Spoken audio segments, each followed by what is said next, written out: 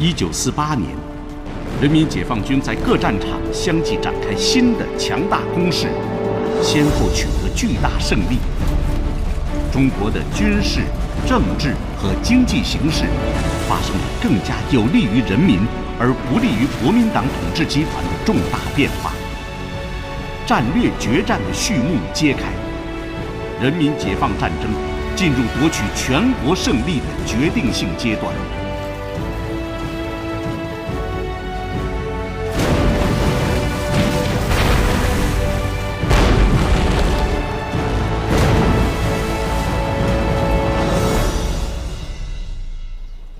我们的东北要稳定，华北要巩固，西北要防止他们扩张，华东、华中要加强围剿。我们争取要在军事上面转危为安，转败为胜，这是我们下一阶段的根本方针。政府将把部队保持在500万以上，我们有足够的力量与赤匪抗衡。金生，你有什么要说的吗？我没什么要说。想说你就说嘛。我还能说什么？2年以前，我们400多万人打他们100多万人，打到今天没打赢。眼见着北边一天一天的扩大，我们却一天一天的在缩小。保持500万，百战精兵损失大半，抗战的老兵被俘投共。你说以后这个仗，我不说了，不说了。越是艰苦，越要坚持。政府毕竟还有大半个中国嘛，300多万军队啊，只要坚持重点防御，切中要害，打2、3个胜仗，局势就会翻过来。委员长提出，要改造官兵心理，强化精神武装，要迅速编练战略总预备队。我们的人总比他们的人多嘛。中共实施了土地改革，匪区农民参军踊跃，可我们的政府区内呢，还在延续抓壮丁卖壮丁的陋习，搞得民怨沸腾，乡里不宁。仗都打成这样了，还能有什么更好的办法？办法总是会有的。诸位，识勤识勇，必信必忠，一心一德贯彻始终。要秉承我们亲爱京城的精神，贯彻我们重点防御的方针，加强重兵集团，死守长沈一线、平津一线、徐蚌一线，以这3个地域作为重点，其他地方配合作战，等待国际支援的到来，还有等待战略总预备队编练成功，再向赤匪发动进攻嘛。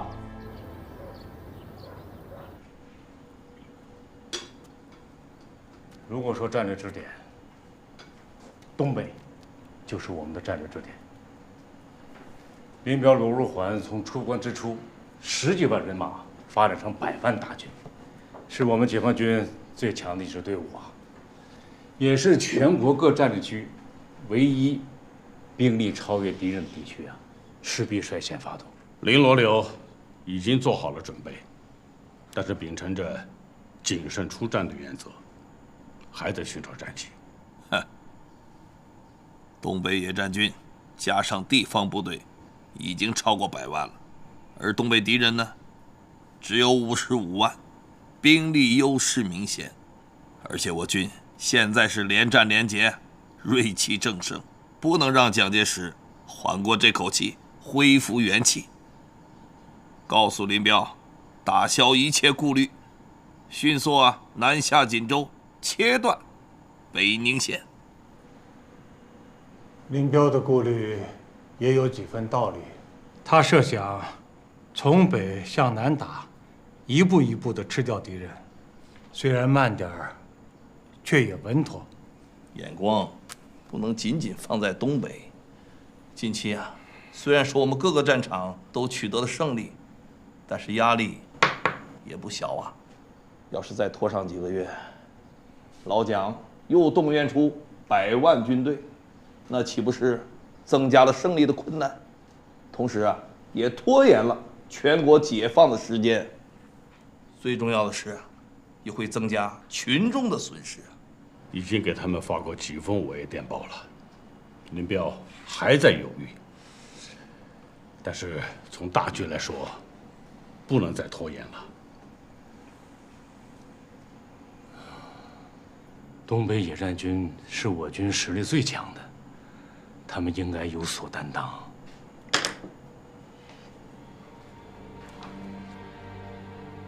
假如东北解放，我军的实力将超越蒋军，局面豁然开朗。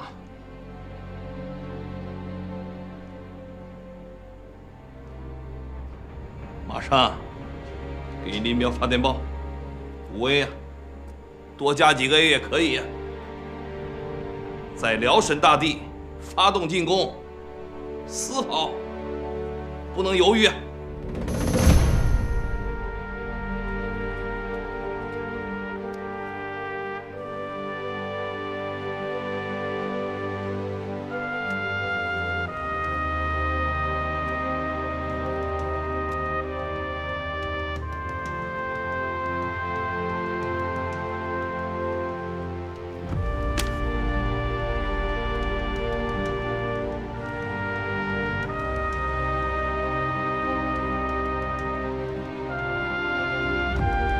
命令，总攻开始。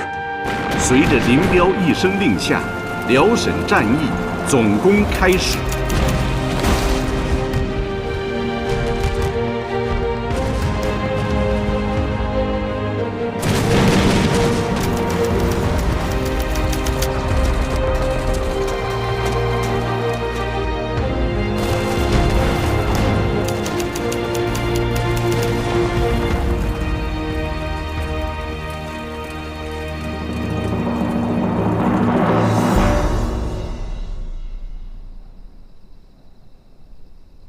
一生兄执掌华北，纪律严明，军威浩大，有当年周亚夫屯军西流的风范，堪称党国的楷模啊！勉力维持，总统谬赞了。唉，只是现在东北的局势非常不利，华北的未来你怎么看？反攻断无胜利可能，防守还有一线希望。或许还有另外一种可能吧。愿闻其详。倘若你率60万大军南下，与华东之主力联合，共同作战，岂不是可以开创一片新的局面来？北方人乡土观念极重，千里南下，即便是严加管束，恐怕还会有不少逃亡。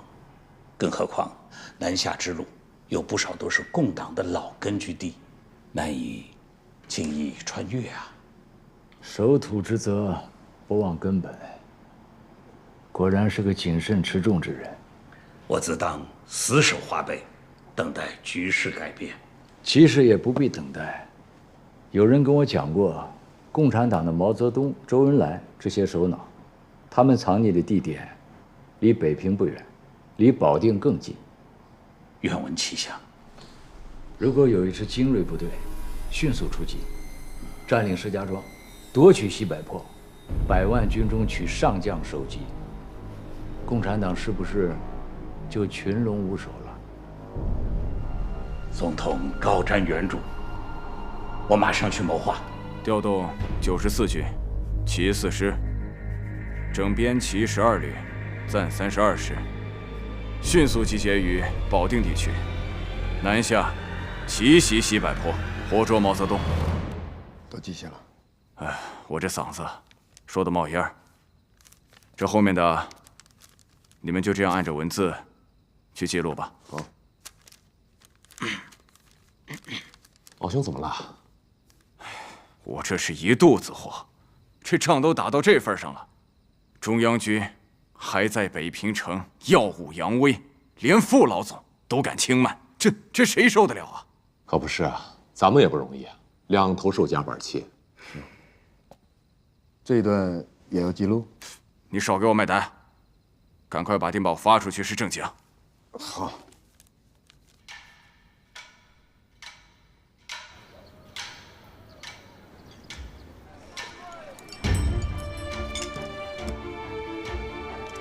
他们准备调动94军，其4师，整编其12旅，暂32师，迅速集结于保定地区，南下奇袭西柏坡。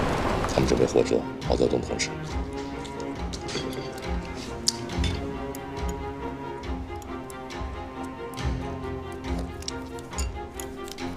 掌柜的，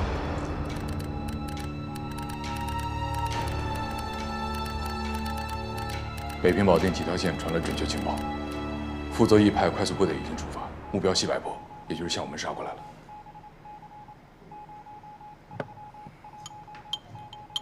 罗飞，通知中央各机关，立即转移。是。主力各部队都在前线，我立刻调郑维山3纵，叫他用最快的速度赶回来，保卫党中央。能赶得及吗？距离比较远，恐怕要日夜兼程才行。这个傅作义的快速部队有那么厉害吗？他的骑兵机动性、战斗力都很强。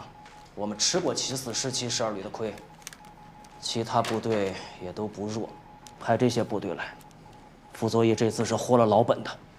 原来，我们在陕北的时候，胡宗南他的部队跟我们只有1沟之隔，我们也没有让他得手啊。我看这个傅作义啊，也没什么可怕的。不是啊，那个时候我们是必须要冒这个险。现在实力对比，我们没有必要再冒险了。是没有必要冒险，更没有必要大打一仗啊。傅作义现在是惊弓之鸟，我看这样，我写成一篇文稿，看看能不能用它吓退敌人的大军呢？啊，主席，不可掉以轻心。我跟傅作义交手多年，这个人谨慎、顽固。一篇文章恐怕吓不到他。先公开发出去，看看效果再说吧。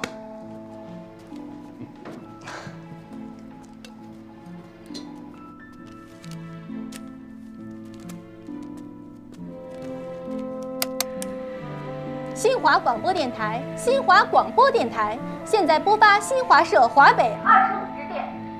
据前线消息，蒋副北首决定集中94军。新2军2师经保定向石家庄进袭，其中94军已在涿县定兴街地区开始出动。消息又称，该军配有汽车，并带炸药，准备破坏。但是，蒋副北首此种穷极无聊的举动是注定要失败的。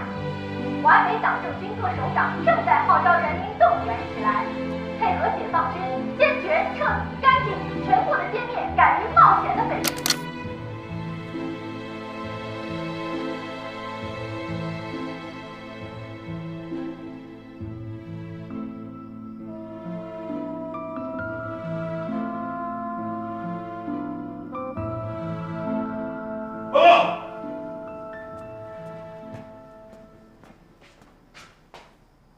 部队刚出发不久，毛泽东怎么就知道了？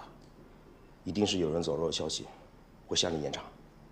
毛泽东得到情报，一定会调兵遣将，严加防范。偷袭，打不成突然性，还叫什么偷袭？那部队征战路上还继续前进吗？既然出发了，就不要回头。先打一打再看吧。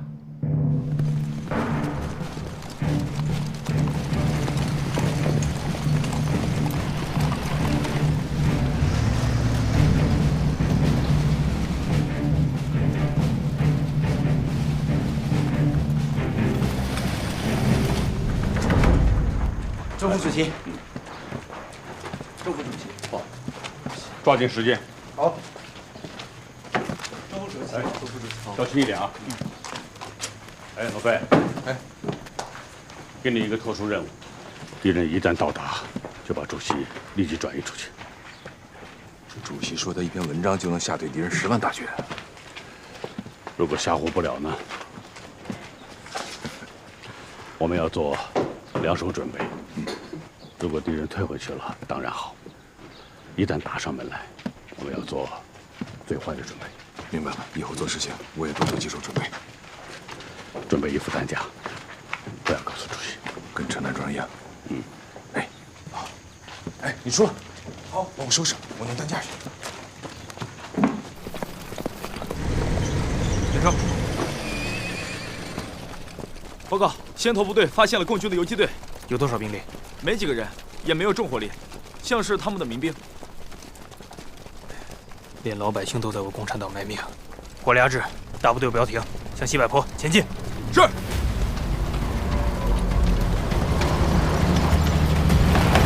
集中跑步前进！快，加快！加速行军！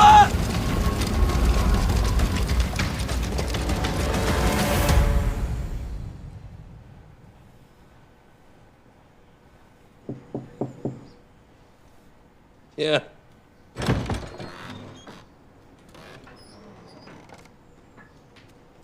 主席，王飞啊，又来动员我搬家。一部分同志已经转移了，周副主席说，您应该动一动了。西柏坡很好啊，为什么要动啊？敌人距西柏坡只有100里，走得快1天就到了。他们怎么出来，我让他们怎么回去。我要让你看看我是如何指挥啊，蒋介石和傅作义的。您的文稿我也听了，可敌人也没有停止进军啊。1篇不够，就再搞他2篇，全都播出去。我要让傅作义明白，我们对他所做的一切了如指掌。凭蒋复军梦想偷袭石家庄，国民党军队北线总崩溃在即。哎，主席，您总说枪杆子里出政权，写这么多字儿也能出政权？一个枪杆子，一个笔杆子，都很重要啊。这个道理，你将来就明白了。云来，主任，这次播音啊，语调要平稳，语速不用快，不用特地的突出重音，再自然一些。不用发出战斗檄文的那种感觉了。不用，你这儿轻松1分，敌人的压力加强10分。打仗有艺术，播音也有艺术啊。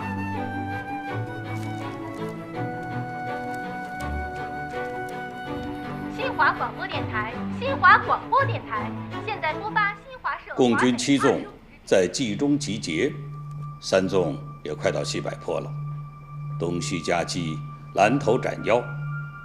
毛泽东的战术简单实用。他们的行军速度能那么快？莫非是游击队冒充？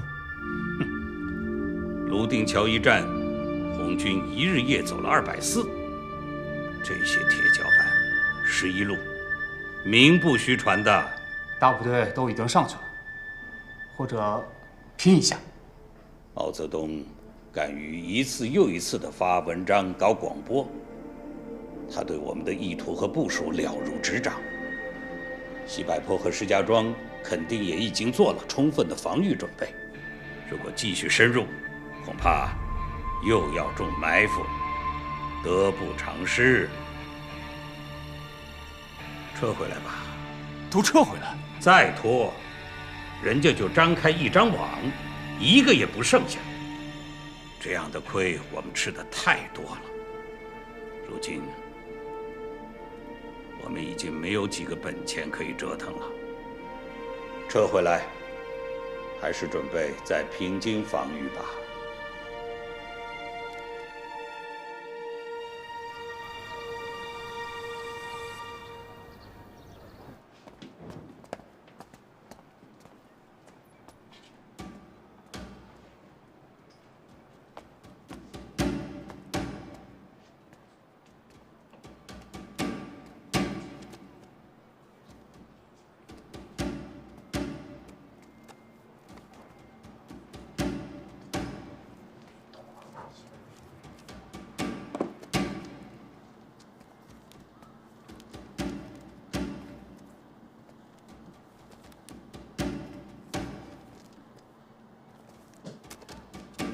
这是华北剿总制定的作战方案，一字不落。辛苦你们了。有了他，指挥棒就会在我们手里了。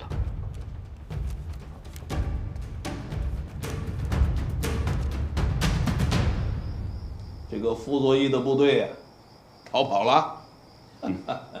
放了几把火，烧了几个仓库和工厂。雷声大雨点小。辽沈战役我们已经胜利了，淮海战役负数就绪呀。命令刘邓、陈粟谭部啊，即刻发动。这个傅作义留在华北平津，进也进不得，他退也退不得呀。我东北野战军已经开始入关了，林彪、聂荣臻2大野战军联手，苦日子让他慢慢消受吧。平津淮海南北协同，一盘好棋呀。我们已经拿到了傅作义的作战计划，北平地下党的同志也在开展统战工作。傅作义的女儿傅冬菊是我们的同志。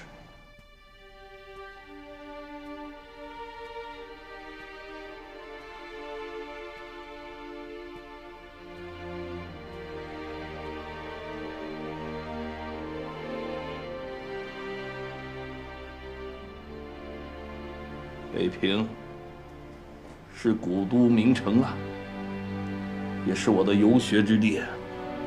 要是打烂了，对不起祖宗啊！如果说这个傅作义能够悬崖勒马，保全古城，那我们倒可以考虑啊，给他一次机会，让他立功赎罪啊。至于过去的种种嘛，我们可以啊，既往不咎啊。争取和平解决，同时还是要保持军事压力。不管傅作义做出何种选择，华北地区的彻底解放，那都是迟早的事情。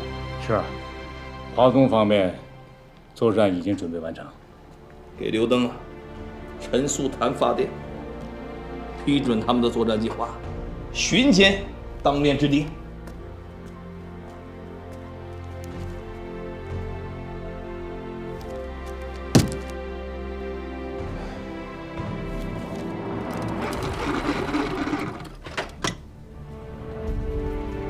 开始。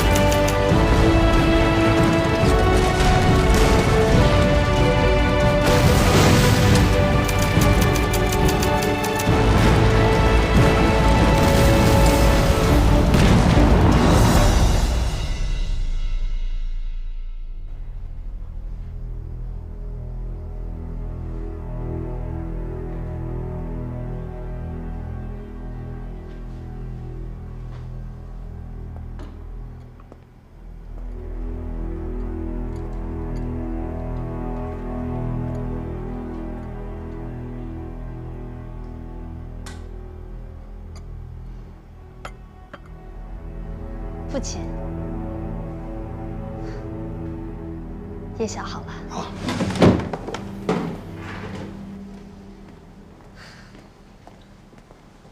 哎，同居，回来，坐。坐。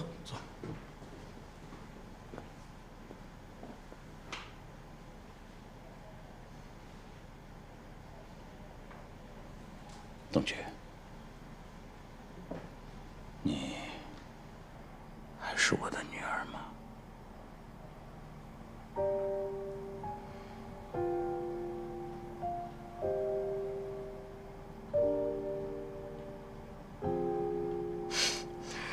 瞧您这话说的，快趁热吃了吧。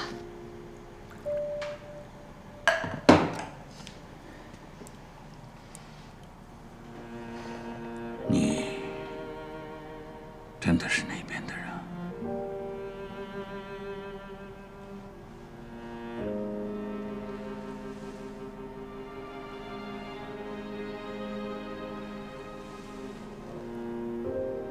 你和那边的联系还畅通吗？你有什么事吩咐吗？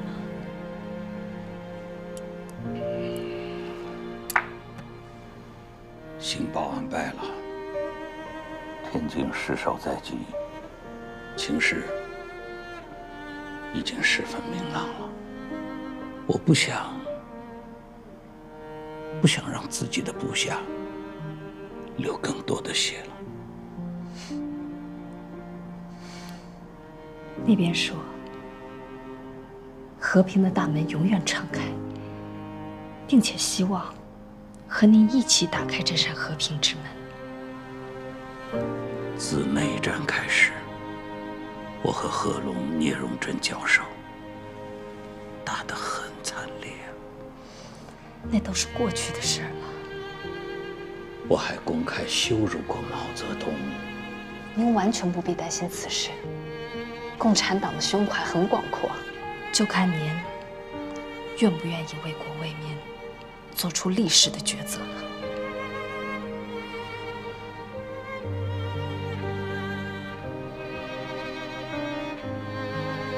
那真的有挽回余地吗？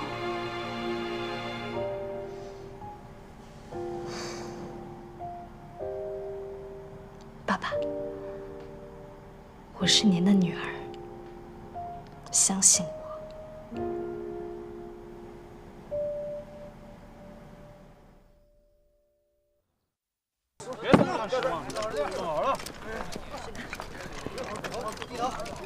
辛苦了，同志。同志，同志们，辛苦了，咱们都抓点紧啊！同志，把战场给我打扫干净了。辛苦了。来，大家。同志，辛苦。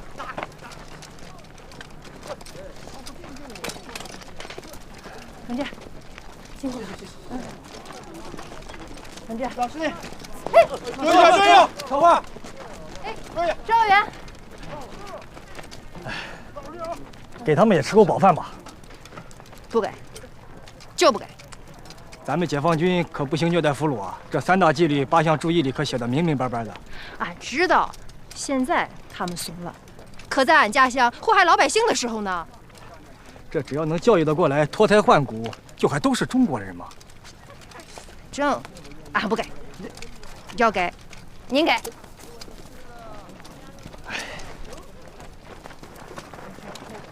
以后可别再祸害老百姓了。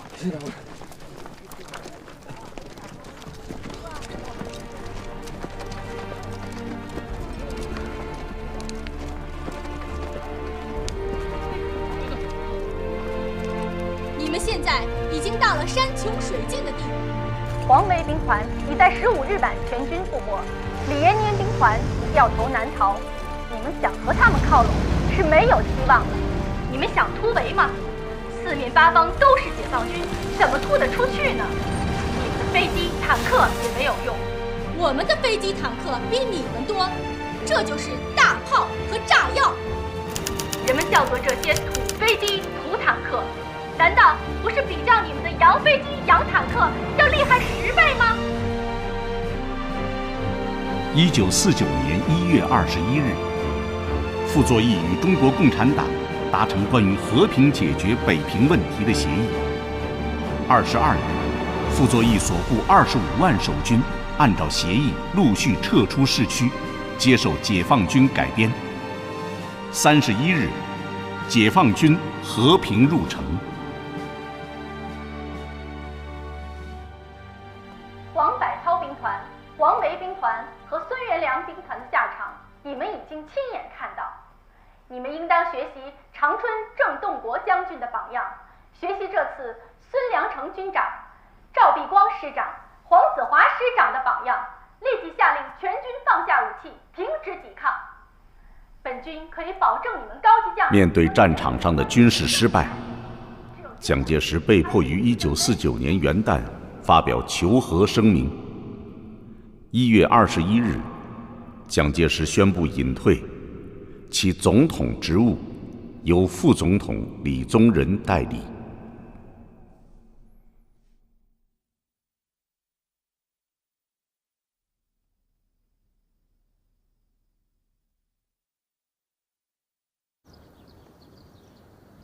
同志们，我们很快就要在全国胜利了。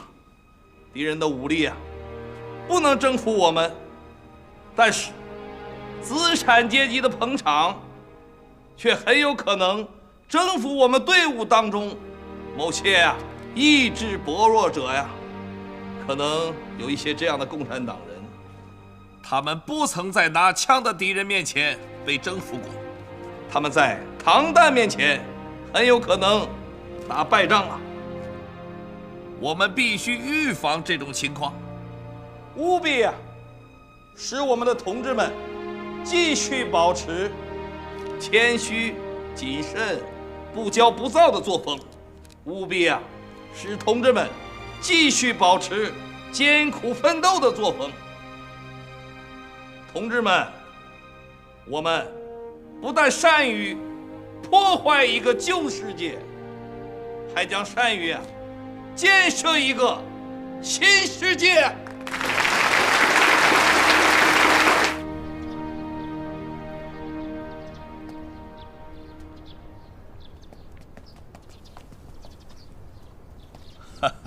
安英、思齐，快来快来！主席好。主席好。好。辽沈平津淮海3大战役全面胜利，我正高兴着呢。来来来，坐，快坐。昨天那红烧肉好吃吧？打了大胜仗，伙房给我们改善伙食，打牙祭来，不是伙房，那是思齐拿自己的津贴割的肉，亲自下厨给您做的。哦，这是搞什么糖衣炮弹吗？主席。是看您瘦了，妈妈和我都心疼您，她让我做的。总之全都消灭干净了，我还多吃了2碗干饭。思齐来，你很懂事啊。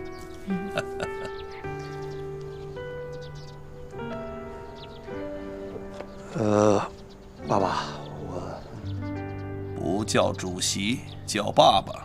这个安英，是不是要提什么要求啊？爸爸，我之前提出跟思齐结婚，是我不对。思齐那会儿没到结婚年龄呢。不过现在3大战役都胜利了，我觉得我们……慢点，慢点。思齐到今天你有没有满18岁啊？满18岁了。满了也不嫁给他。别呀，这跟主席说呢。安英，你的斗争经验太不丰富了。对女孩子不能穷追猛打，要留有空间，保持一定的距离。不是，主席，我是想进了北平城再结婚。对。思齐你也不要一下子答应他，还是应该再考验考验。不是爸爸，您到底向着谁呀？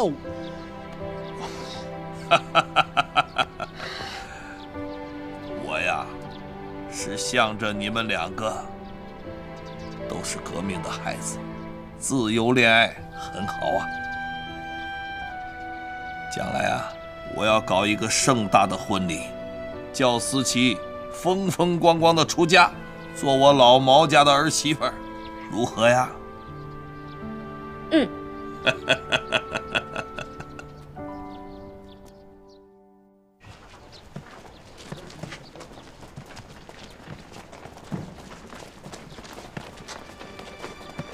主席，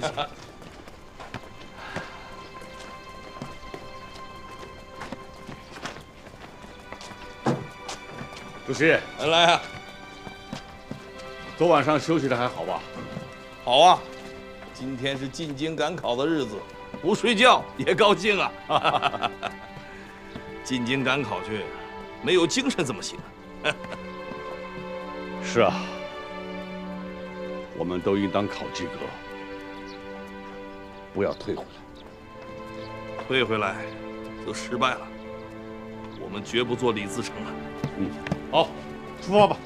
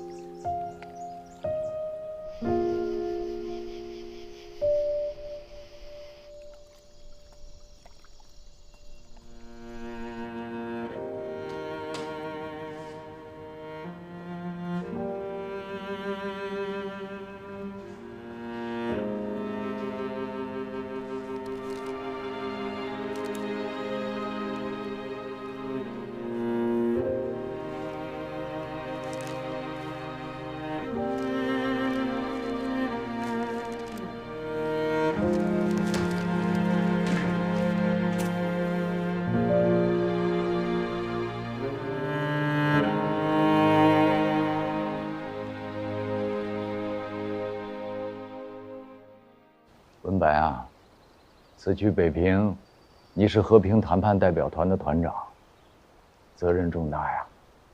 国民政府和李代总统让我去北平，我推辞过。很多人劝我，道理也讲了一大堆，勉为其难，只好成行了。为什么要推辞？你和共产党的毛泽东、周恩来关系很好。谈嘛，是为了和平大计，所以你应该去。正是因此啊，我是怕引起党内的一些闲话，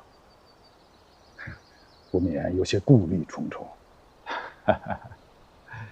你我在广州认识，一起经历了这么多的事情，你对党国是忠心耿耿、矢志不渝的，我非常的信任你。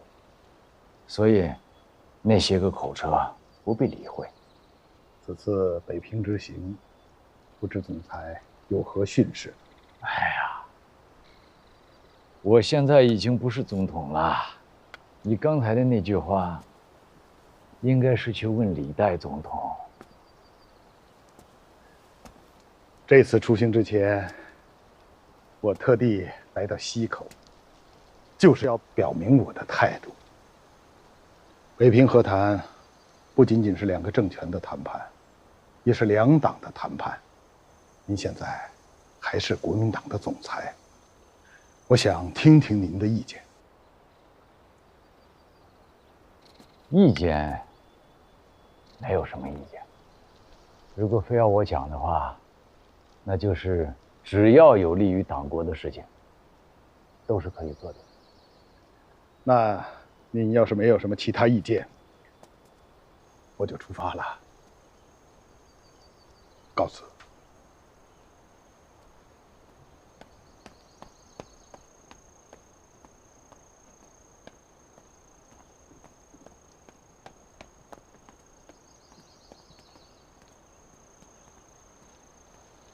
校长，都安排好了吧？北平的同志都准备好了。动静要大，是越大越好。共产党自以为是得了天下，但是要让他们清楚，虽然他们得了农村，城市还在我们的手里。是。